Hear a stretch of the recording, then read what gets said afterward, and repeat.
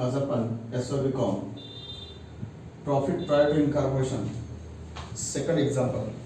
हे example Pune university October 2010 यावर्षी एक्झाममध्ये आलेलं होतं. तर मी वाचून दाखवतो. एक्झाम्पल तुमच्यासमोर आहेच आहे, तुम्हाला पाठवलेलं आहेच आहे किंवा डिस्क्रिप्शन बॉक्समध्ये मिळेल. Hari limited Pune was incorporated on 1st July 2019. Incorporation date 1st July to take over the running business of firm, another firm's business take over with effect from 1st April 2019. Business taken over on from 1st April, but incorporation on 1st July. The accounts were closed on 31st March 2020. आणि याच इन्फॉर्मेशनच्या बेसवरती आपल्याला first time ratio calculate करावा लागेल.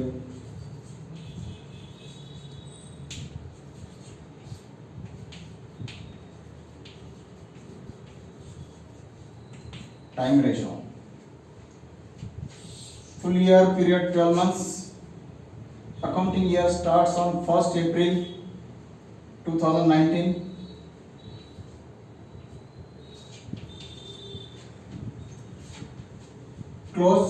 Books closed on 31st March,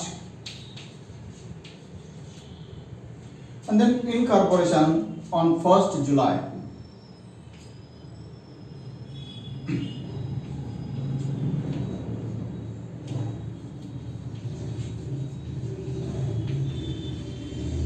First July 2019.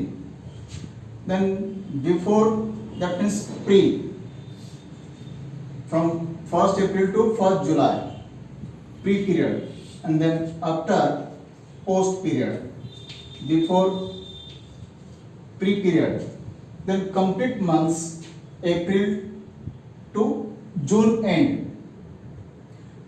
कारण जुलै 1st पासून period हा post incorporation मध्ये 1st जुलैला इनकॉर्पोरेशन असेल तर जुलै कंप्लीट महिना हा पुढच्या पिरियड मध्ये असेल. जुलै, ऑगस्ट, सप्टेंबर, ऑक्टोबर, नोव्हेंबर, डिसेंबर, जानेवारी, फेब्रुवारी, मार्च, दॅट मीन्स 9 मंथ्स. पोस्ट मध्ये 9 मंथ्स. मग प्री मध्ये किती? 3 मंथ्स. कोणते? April, May, June. April to June आणि जुलै टू मार्च. म्हणजे रेशो काय असेल? 3:9. दॅट मीन्स हा छोटा करा, 1:3. That is a time ratio. आणि आता second working adjustment first. Turnover for the year was rupees 8 lakhs.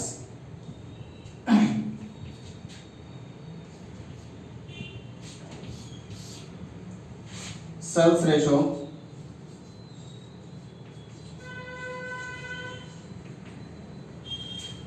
total turnover 8 lakhs.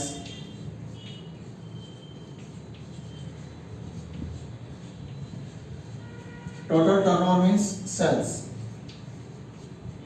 8 lakhs. Out of 8 lakhs, and that for the period after incorporation rupees 5 lakhs. Out of total 8 lakhs pre and post,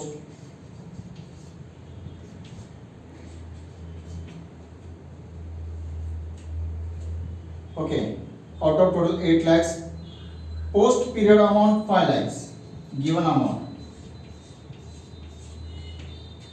and pre period जर 8 lakhs मध्ये 5 lakhs post मध्ये असतील तर 3 lakhs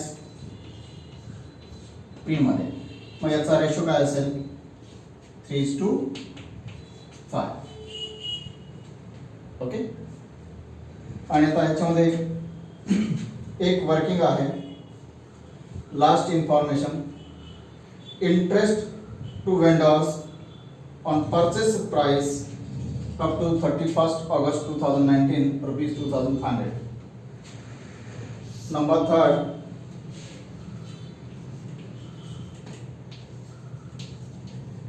interest to vendors हा interest कधीपासून कधीपर्यंतचा आहे. Accounting year starts on 1 April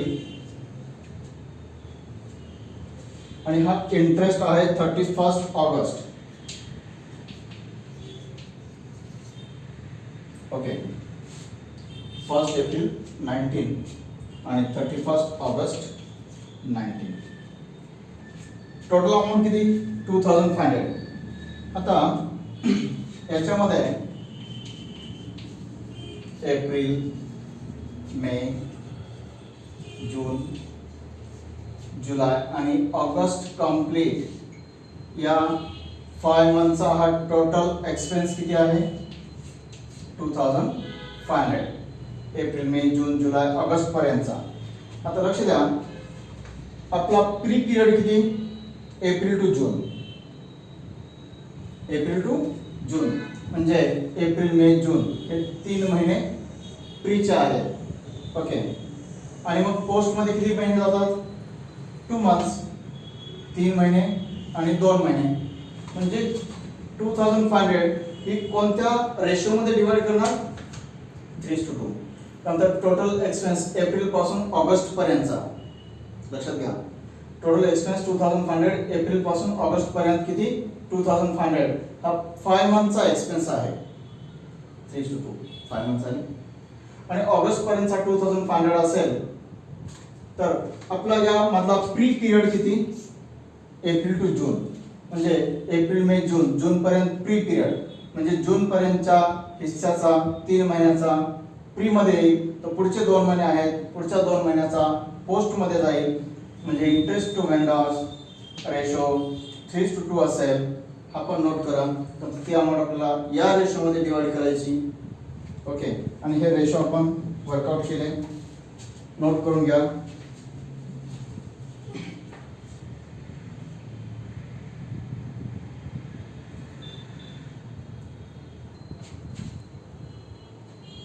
okay, तर in the books of हेरी limited statement showing profit prior to and post incorporation for the year ended 31st March 2020, particulars, basis, ratio, total amount, then pre and post. आता pre and post साठी मी 2 column आताच्या example मध्ये debit credit separate केलेले आहेत. Pre आणि post मध्ये debit credit. Okay, तर असाच ब्लँक फॉर्मॅट ड्रॉ करून घ्या.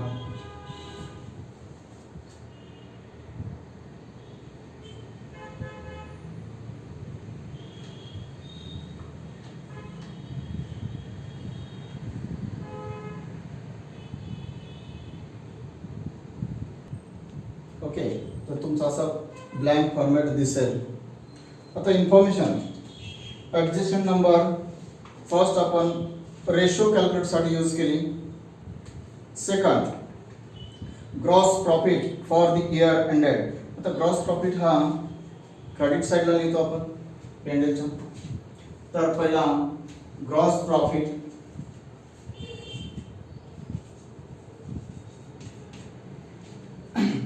ग्रॉस प्रॉफिट रेशो कोणता? सेल्स. बेसिस सेल्स आणि सेल्स रेशो 3:5 आणि ग्रॉस प्रॉफिट 1,20,000 इथपर्यंत मी लिहिलेला आहे. आता ग्रॉस प्रॉफिट हा टोटल या रेशो मध्ये आपल्याला डिस्ट्रीब्यूट करायचा आहे. प्रॉफिट हा क्रेडिट येतो म्हणून क्रेडिट कॉलम मध्ये लिहायचा आहे, तो डेबिट मध्ये नसेल. ओके, आता याच्या पुढे खाली दिलेली लिस्ट आहे पर्टिक्युलर्स रुपीज मध्ये. एक्सपेन्सेस ची लिस्ट आहे, तर ती मी अगोदर लिहून घेतो. ओके, तुम्ही लिहून घ्या. ओके, तुमची लिस्ट तयार झाली असेल. दिलेलं rent 5,000, salaries 9,000, directors fees 3,500, interest on debentures 3,000, allowances to debtors 2,400, depreciation 18,000, audit fees 1,200, advertisement 10,000, commission 6,000, bad debts 1,250, interest to vendors 2,500. Okay, जे दिले ते आपण लिहिले. आता आपण बेसिस आणि त्याचा रेशो तर आपण कॅल्क्युलेट केलेले आहेतच. फक्त आता बेसिस आपल्याला शोधायचं आहे. रेंट टाइम रेशो आणि टाइम रेशो 1:3. ओके, सॅलरी सुद्धा टाइम रेशो, फिक्स एक्सपेन्सेस आहे 1:3. डायरेक्टर्स फीस, डायरेक्टर्स कधी तयार होतील? कंपनी तयार झाल्यानंतर. कंपनीचे डायरेक्टर्स म्हणजे हा कंपनी तयार झाल्यानंतरचा खर्च कंप्लीट पोस्ट पिरियड मध्ये असेल, त्याच्यामुळे याचा रेशो नसेल, म्हणजे याची अमाउंट प्री मध्ये नाही येणार. ओके, पोस्ट मध्ये येईल. नंतर interest on debentures, shares debentures company issue करते कंपनी फॉर्म झाल्यानंतर, म्हणजे हा नंतरचाच खर्च आहे. पोस्ट पिरियड याचाही रेशो नसेल, याची अमाउंट प्री मध्ये नसेल तर पोस्ट मध्ये असेल. ओके, नंतर अलाउन्सेस टू डेटर्स. आता डेटर्स सेल्सच्या बेसिसवरती जेवढा माल आपण विकला, जेवढी उधारी राहिली तेवढे पैसे त्या प्रमाणात sales ratio, allowances, discount. Sales ratio 3:5, 3 lakh 5 lakh त्या अमाउंटचा रेशो.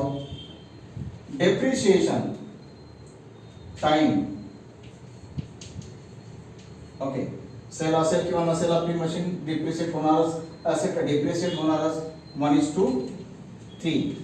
देन ऑडिट फीज, कंपनीचा ऑडिट होईल कंपनी तयार झाल्यानंतर, म्हणून हा कंप्लीट पोस्ट पिरियड बरोबर, याचा रेशो नसेल, याची अमाउंट प्री मध्ये नसेल, पोस्ट मध्ये असेल. ॲडव्हर्टाइजमेंट सेल्स आणि सेल्स रेशो 3:5. कमिशन सुद्धा सेल्स रेशो 3:5. बॅकडेट सुद्धा सेल्स रेशो, पैसे बुडतात, सेल केला तरच पैसे बुडतात, 3:5. आणि इंटरेस्ट टू वेंडर्स आपण ऍक्च्युअल म्हणून त्याला, कारण त्याची इन्फॉर्मेशन दिली ऑगस्ट पर्यंतचं व्याज आहे. आपण त्या बेसिसवरती एप्रिल पासून ऑगस्ट पर्यंत 5 महिने होतात आणि 5 महिन्यातले पहिले 3 महिने आणि पुढचे 2 महिने आहेत, म्हणून हा खर्च 3:2 रेशो मध्ये डिवाइड होईल. तर इथपर्यंतची इन्फॉर्मेशन ही कंप्लीट करून घ्या. ओके,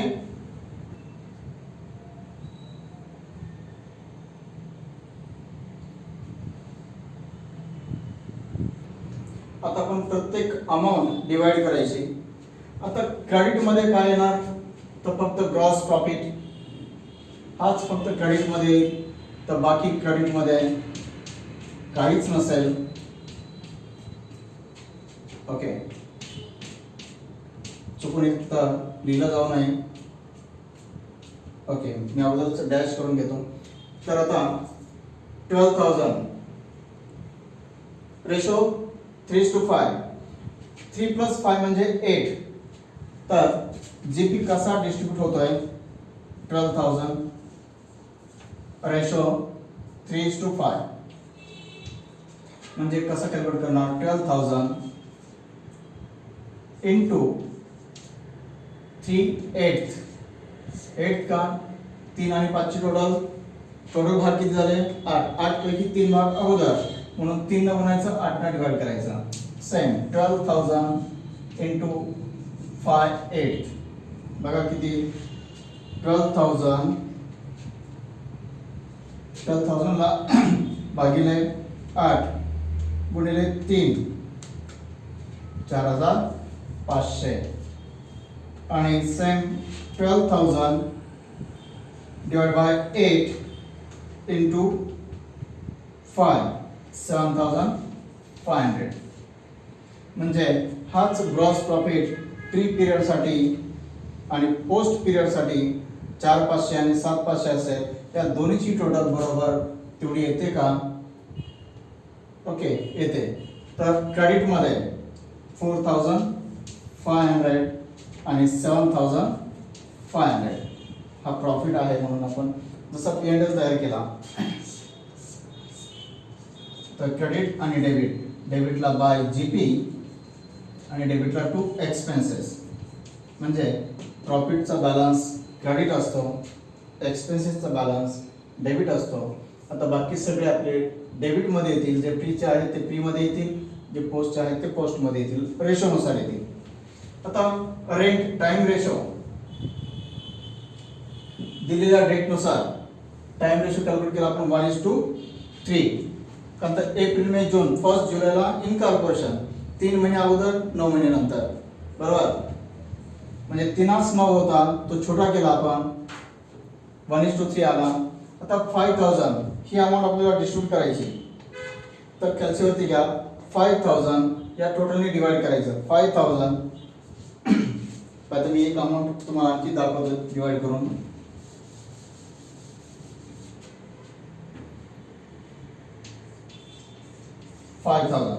काय रेशो 1:3 म्हणजे 5000 into 1/4. या दोन्ही छोट किती येते 4 ने भागायचा आणि 1 ने मल्टिप्लाय करायचा. तर सेम 5000 into 3/4 म्हणजे 4 पैकी 3 भाग 4 पैकी 1 भाग. म्हणजे अमाउंट 5000 डिवाइडेड बाय 4. 1 शेअर किती मिळेल 1250. तर 5000 डिवाइडेड बाय 4 into 3 किती अमाउंट येईल 3750. कॅल्क्युलेट करून बघा. 5000 ला 4 ने डिवाइड करायचं आहे कारण या दोन्हीची टोटल किती 4. जसं आपण 3/2 ने डिवाइड करतो त्याच पद्धतीनं same 5000 divided by 4 okay into 3 into 1 म्हणजे 5000 प्री मध्ये किती 1250 and पोस्ट मध्ये 3750. याच बेसिस नुसार बाकी सगळे एक्सपेन्सेस आपण डिवाइड करून घ्यायचे. Next salary amount 9000. तर 9000 डिवाइडेड बाय 4 into 1 1 ने डिवाइड केला तर अमाउंट मिळेल 2250. आणि पुढच्या पिरियड मध्ये पोस्ट पिरियड मध्ये 3 शेअर्स म्हणजे 9000 divided by 4 into 3 6750. Next directors fees post लिहिलाय. पोस्ट लिहिलाय म्हणजे कंप्लीट पोस्ट कॉलम मध्येच 3500 याला डिवाइड करायचं नाही. देन इंटरेस्ट ऑन डिबेंचर्स हे सुद्धा कंप्लीट पोस्ट मध्येच 3000. Okay. Then allowances to debtors ratio sales amount 2400 अगदी याच बेस वरती म्हणजे 2400 divide by 8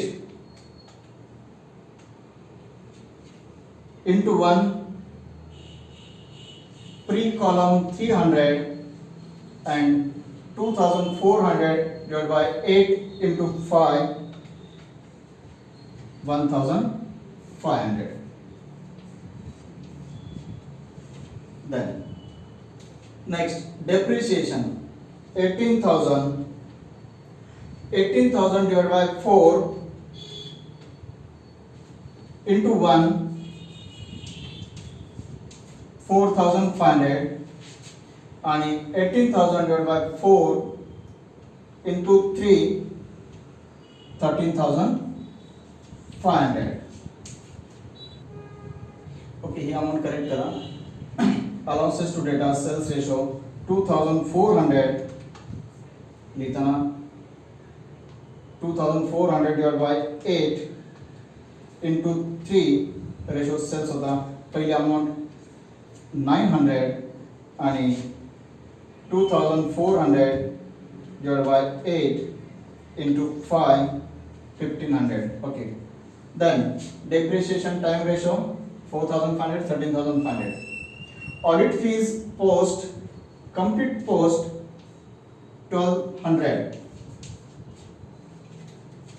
Then advertisement sales ratio 10,000 divided by 8 into 3, 3,750. Same 10,000 divided by 8 into 5, 6,250. Okay. Same commission 6,000 divided by 8 into 3, 2,250. And same 6,000 divided by 8 into 5, 3,750.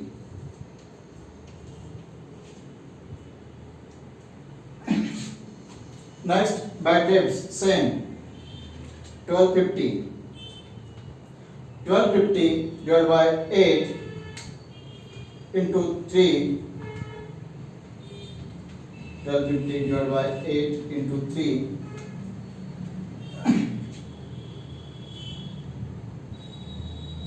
468.75. तर 468च घेऊ आपण. तर 1250 divided by 8 into 5. आता इथं आपण राउंडेड केला तर 782. इथले 50 पैसे आपण इकडं राउंडेड केले. Then interest to vendors actual आपण रेशो कॅल्क्युलेट केला. इंटरेस्ट कधी पे केला 31 ऑगस्ट पर्यंत. ऑगस्ट पर्यंत टोटल 5 महिने होतात. 5 मध्ये 3 अगोदरचे होते, 2 नंतरचे होते. म्हणजे 2500 डिवाइडेड बाय 5 into 3 म्हणजे 1500 pre period amount and then 1000 post period amount.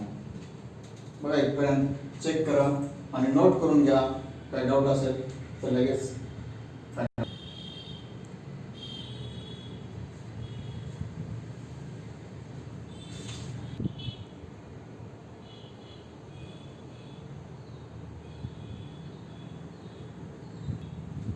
Okay, calculation मध्ये एक झिरो बाकी होता तो आपण करेक्ट करून घेऊ. 1,20,000 अमाऊंट होती, 45,000 आणि 75,000. तर टोटल्स बाकी केल्याच असतील तुम्ही. तर क्रेडिट आणि डेबिट जसा P&L आपण तयार करतो, क्रेडिट डेबिट मधला डिफरन्स कॅल्क्युलेट करतो.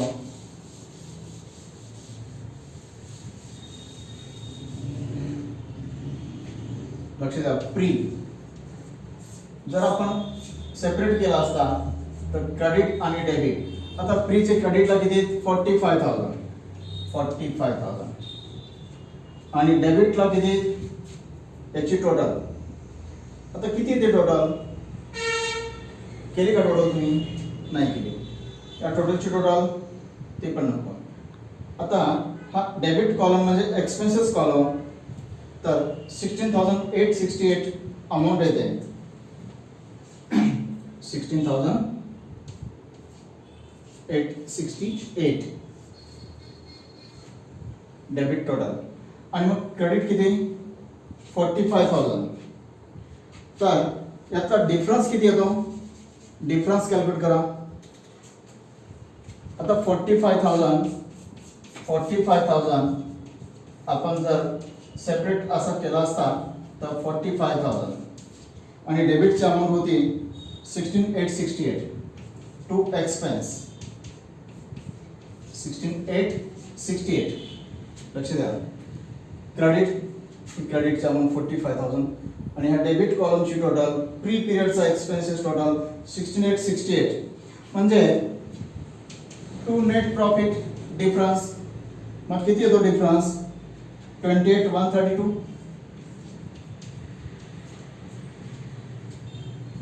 बघा 45 येईल टोटल, 28,132 प्लस 16,868. ओके 45,000. आता आपण फक्त पहिला दोन्ही सेम करून घेऊ. 45,000.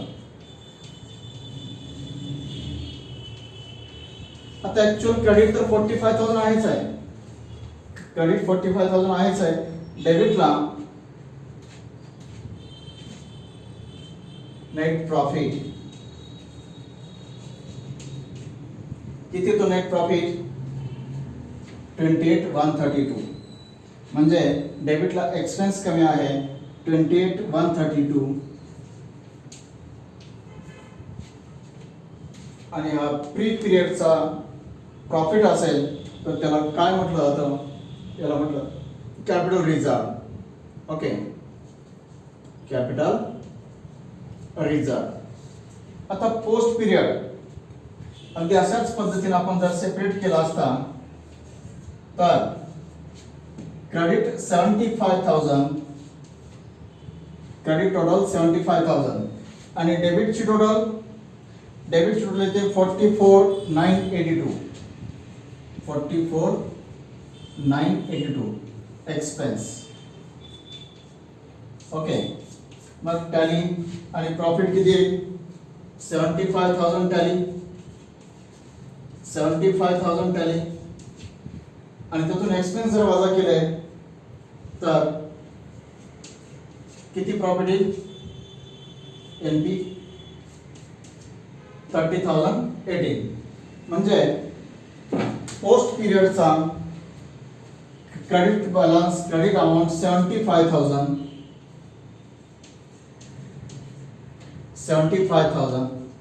आता क्रेडिट ऍक्च्युअल आहे 75,000 पण डेबिटची टोटल कमी आहे म्हणजे डिफरन्स तो प्रॉफिट किती असेल 30018.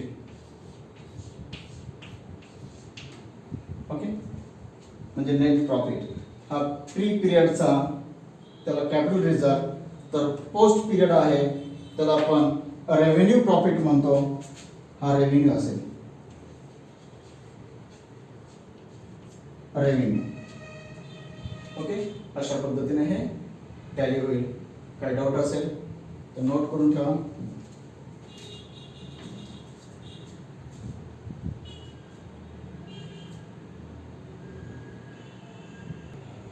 ओके हे तुम्हाला पाठवलेलं सेकंड एक्झाम्पल आहे. सुरुवातीला आपण अमाऊंट कॅल्क्युलेट केल्या होत्या त्या करेक्ट करूनच घ्या किंवा तुम्ही लिहिल्याच असतील तशा. ओके तर बाकी कॅल्क्युलेशन्स करून बघा. काय डाऊट असेल तर विचारा आणि नेक्स्ट नोट्स ज्या तुम्हाला दिलेल्या आहेत त्यातलं पुढचं एक्झाम्पल नेक्स्ट लेक्चरला घेईल. ओके.